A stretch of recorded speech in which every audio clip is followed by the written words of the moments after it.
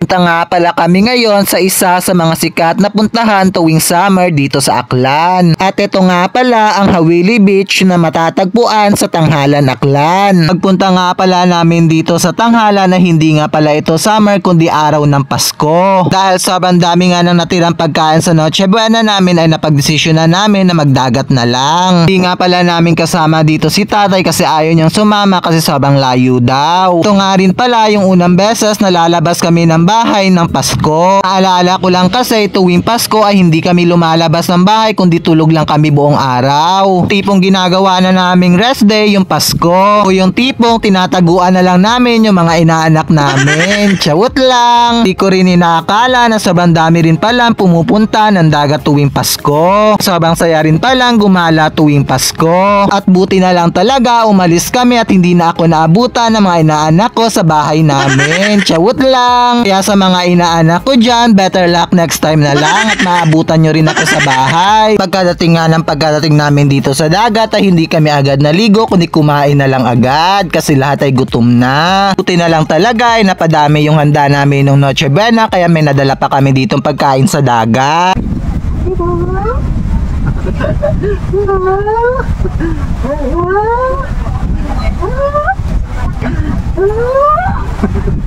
At nung matapos na nga kami kumain, eh ito na nga ako, nagyaya na ako na maligo na kami sa dagat. Dinala na nga rin namin itong pamangkin namin sa dagat kasi ito na nga rin pala yung unang beses na makakaligo siya sa dagat. Bye bye ikaw. Iyan ka sa beach. Dada, first na maligo sa beach. Anong maligo siya? Para niya. Wow, first time. Pasko pa.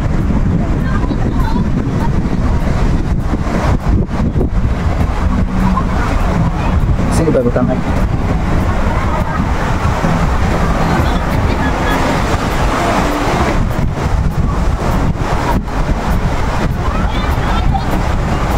Teka.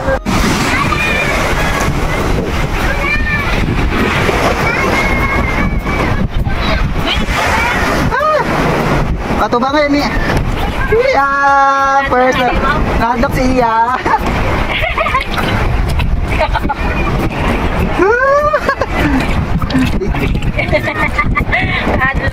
Adlock si tutaway mo niya.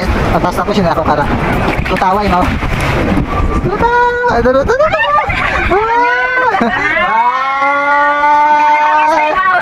Nangis na.